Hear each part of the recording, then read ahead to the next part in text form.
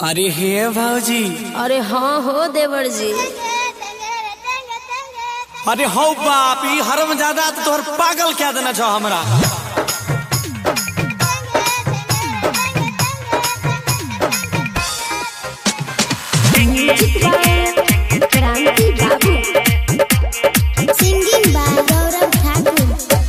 पापी के ऐसन बचाऊ त पाती पिटे है भोगे भौजी तू त छाती। अरे हे भौजी पापी के ऐसन बचाऊ त पाती पिटे है भोगे भौजी तू त छाती। ये है उम्र में कहे छलाली पप लेंगे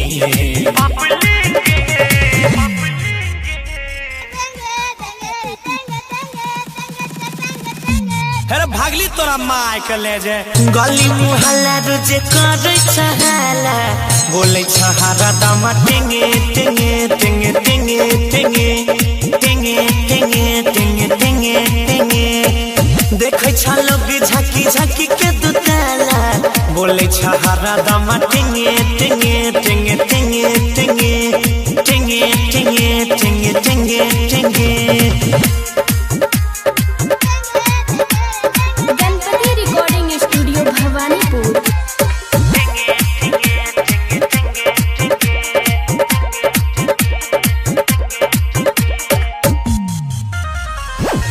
कहियो कोनो दिन आईता खाई जैत मारी हे नईते बंधी के रख एकरा दुआरी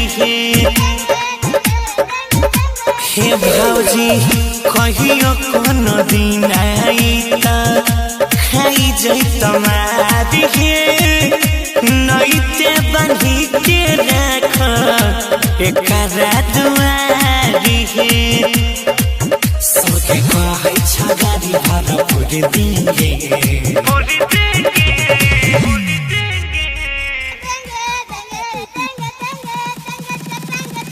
अरे हम तो परेशान छी एकरा से गली मुहल्ला रुजे करे छहाला बोले छहारा दम टिंगे टिंगे टिंगे टिंगे टिंगे टिंगे टिंगे टिंगे टिंगे टिंगे।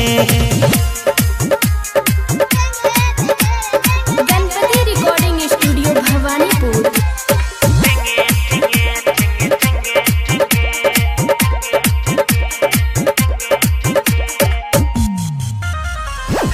नीक चीज सिखावे करा दह संस्कार हे नईते बदनाम अहिना है तो परिवार हे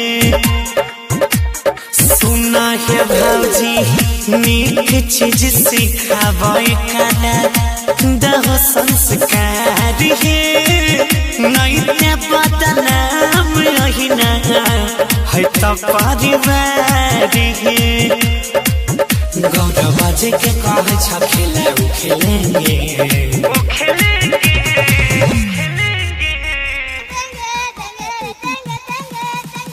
मामो तेरा बहन के 14 महावीर वाला तेरा मैया के 14 वाला गली मुहल्ला रुजे करे छहाला बोले छहारा दम टिंगे टिंगे टिंगे टिंगे टिंगे टिंगे टिंगे टिंगे टिंगे टिंगे। Mix by Ajay star.